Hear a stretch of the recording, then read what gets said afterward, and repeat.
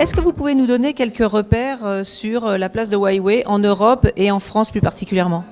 Nous sommes installés depuis à peu près 16 ans en France et 16 ans en Europe.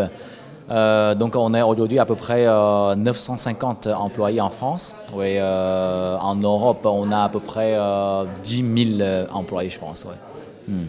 Et la France représente en termes de ranking, quel marché en Europe? Au niveau de produits de grand public, on est numéro 3 en France aujourd'hui, qui représente à peu près 15% de part de marché.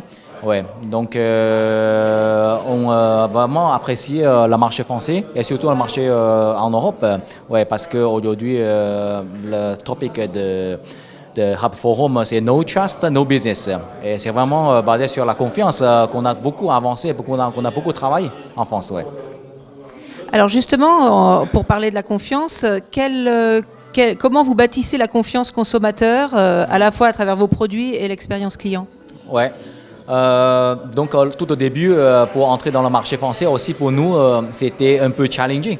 Donc on a quand même pris du temps pour comprendre, c'est-à-dire des vrais besoins et aussi les marketing en France. Donc c'est la 6e année qu'on commence à vendre notre produit de smartphone en France. Donc ça commence petit à petit, ça commence à aller. Ouais.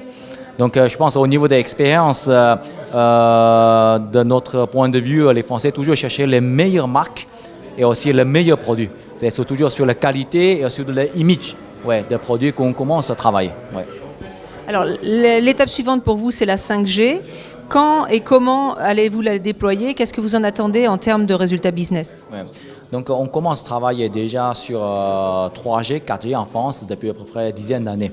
Ouais, donc chaque technologie va durer entre 8 ans et 10 ans. Donc aujourd'hui, c'est vraiment le moment de préparer pour la 5G. Parce qu'on dit en partir de 2019, le premier téléphone de smartphone qui peut être équipé par la technologie de 5G. Donc au niveau de réseau, les fibres, les wireless et aussi la transmission doivent être tout prêt à l'avance. Donc aujourd'hui, on est en train de discuter avec tous les opérateurs pour cette préparation. Ouais, de 5G, ça peut arriver à partir de 2019 et puis ça commence à déployer pour les prochaines 10 ans. Donc ça va être très très important. Ouais. Et en termes d'opportunités, qu'est-ce que ça vous amène comme nouveau marché? Aujourd'hui, on ne connaît pas encore forcément les applications, par exemple comme Waze, comme Google. Est-ce qu'il va aussi être très très appliqué pour le 5G? Mais c'est sûr, pour le 5G, ça sera très impliqué dans l'industrie. Donc aujourd'hui, on attend aussi l'écosystème autour de 5G est en train d'établir et puis on va voir qu'est-ce que ça va changer. Ouais. Dernière question, comment vous collaborez avec les startups? Les startups, c'est aussi un de notre programmes pour la responsabilité sociale et aussi pour c'est-à-dire notre responsabilité commerciale. Parce que Huawei, il y a 30 ans, notre fondateur, Mr. Ren Zhengfei, a créé Huawei avec 3 000 € à Shenzhen. À l'époque, Shenzhen était une ville qui est vraiment très très pauvre. Donc Huawei est venu de start-up. Donc aujourd'hui, on connaît que l'importance de start-up, pas seulement pour la société, mais aussi pour le social. Ouais, donc on a établi un programme qui s'appelle Digital Impulse. Donc depuis 5 ans, ce programme, ça commence à dérouler et on a eu à peu près plus de 50 start-up qui ont bénéficié de ce programme. Donc on les a envoyés les gagnants de ce programme aller en Chine pour rencontrer les différents investisseurs et pour rencontrer dans l'écosystème.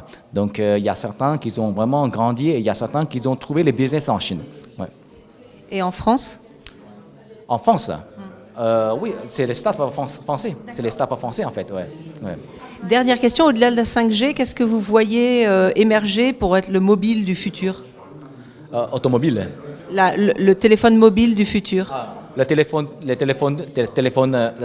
5G, c'est certain, ça va changer. Pourquoi ça va changer? La forme de téléphone, ça va encore changer. Parce que on ne connaît pas vraiment le futur. Mais si on regarde ce qui s'est passé au niveau de feature phone sur le 2G et au niveau de smartphone aujourd'hui sur le 4G, il y a énormément de changements. Le clavier est disparu, l'écran devient plus grand. La vitesse de téléchargement et l'expérience de vidéo, ça a beaucoup augmenté, amélioré. Donc sur 5G, la vitesse, ça va être 10 fois plus rapide. Donc la calculation, la capacité de calculation, ça sera lié entre le cloud et aussi le téléphone. Donc l'écran peut être encore plus flexible.